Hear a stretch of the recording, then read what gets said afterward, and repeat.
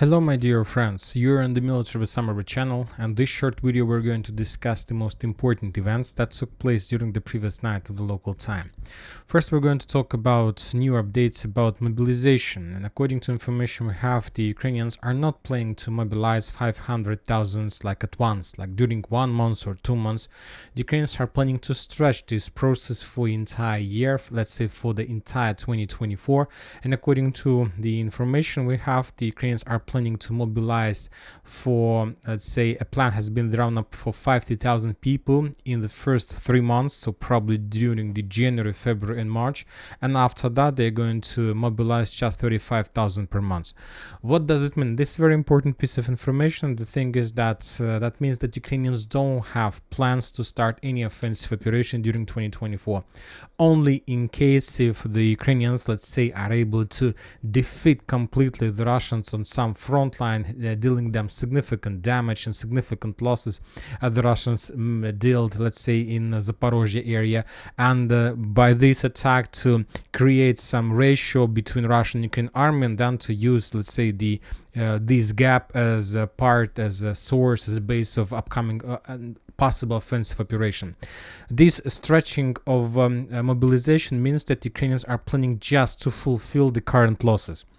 150,000 soldiers during winter period of time mobilization is to replace the current losses or the losses the Ukrainians had during the counter-offensive operation, and that every single month 35,000 is just the way to replace wounded, killed soldiers during every single month. So this is the situation. That means that 2024 the Ukrainians, at least according to current configuration, don't have any plans for any offensive operation. We got another update from the borderlines. The Russians reported that five more Ukrainian soldiers took a decision to surrender somewhere on Sumy-Chernigov area, and the reason of that is that currently the Ukrainians, to let's say to stop the Russians, to slow them down, are forced to use the current forces, and mainly they're using the forces from the borderlands with Belarus on the northern part. So these soldiers realized that probably sooner or later they would be redeployed from, let's say, Sumy-Chernigov to Avdiivka, so that's why they took a decision to surrender. Or maybe they have already received this order and they took a decision not to, let's say, to risk. Now we are moving to the situation on the ground. We have some updates. Let's start from Kupyansk direction. Very interesting piece of information we got. According to information we received, Minister of Defense of Ukraine Umerov, Commander-in-Chief of the Armed Forces of Ukraine Zaluzhny, and Commander of the Ground Forces Syrsky visited the Kupyansk direction, where the forces of Russian armed forces continued to put pressure along the entire front. According to these three guys, these are the most powerful and important persons in Ukrainian military forces. There is no progress of the Russian forces. They managed to slow down the Russians. Even according to them, they managed to defeat the Russians. So we'll see what is going to be next. But when talking about, let's say, area between Yahidne and Ivanovka, today the Russians published another Ukrainian tank that was destroyed.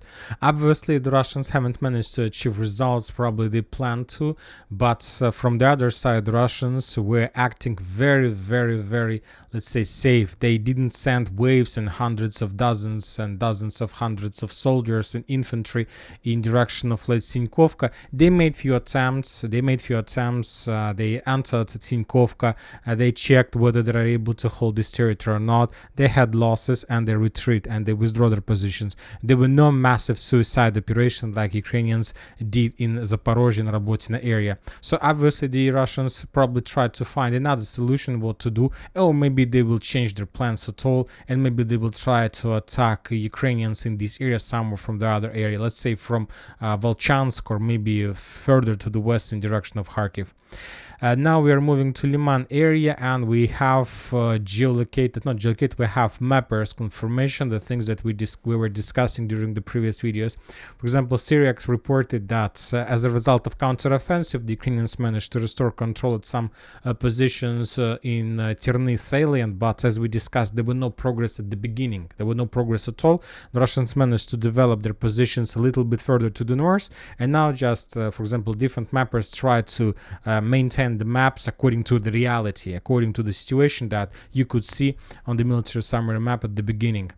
We got some details of Russian offensive operation in Krynky forest, just another attack, let's say at the edge positions, but we still haven't received any information, just like some mappers updates from the central part of this small square in Krynky forest. So for now we will still keep this area as a gray zone because we need more details. So anyway, the Russians continue slowly, step by step, attacking the Krynky positions, but as you can see, the progress is very slow and very low. When talking about Bahmut Artyomov's direction, the sources, either the Russians and the Ukrainian sources, reported and confirms about very heavy clashes somewhere between Popovo Forest and Khromova. Both sides are trying to attack each other. There is like a very strong and very powerful close combat, one army attack another, and for now this is the main battle area which will determine the next the future and the destiny of this entire area, because once again the Russians need to take control over Popovo Forest to collapse this front line, and the Ukrainians, let's say, need to return back in Khromova, or maybe at least to defeat and cause significant losses to the Russians if they want to save this configuration of the front line. Furthermore, the Russians continue offensive operation along the railways to the north in direction of Avdiivka. We got more geolocated details how the Russians were bombing and attacking the Ukrainian positions during the night, which first confirms that this area is in the gray zone because the Ukrainians don't have long-term positions there.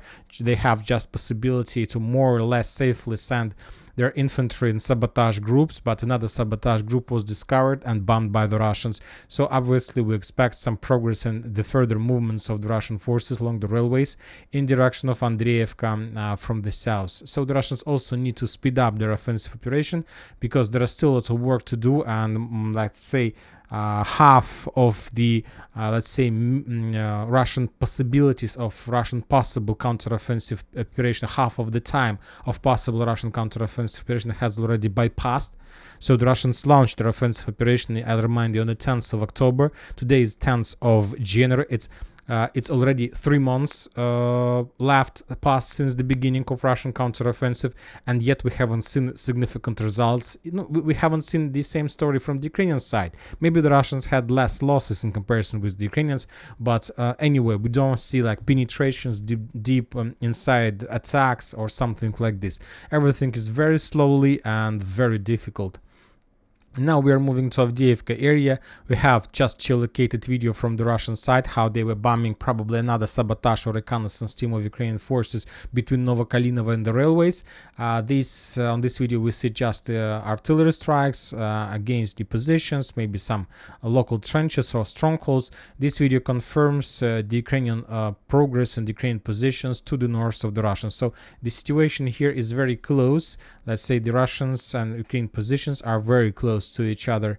Now we are moving to south Donetsk direction, and we have a lot of updates from this territory. If you remember, during the previous few days we were talking a lot about Novomikhailivka area, about the Russian let's say a different approach to this area and about possible Russian plans, and we were talking that as a result of clashes the Russians took a decision to step back from the southern part of Novomikhailivka, let's say 4 kilometers, from 2 to 3 kilometers back in direction of the fields, and furthermore some Russian sources were redeployed from the southern direction to the northern to increase the pressure and to speed up the offensive operation from the north. And for example, today we got first geolocation of the beginning of clashes for the strongholds in this area. For example, on this video we can see the Ukrainian tank who was moving from, let's say, combat line, and the Ukrainian tank got on minefields.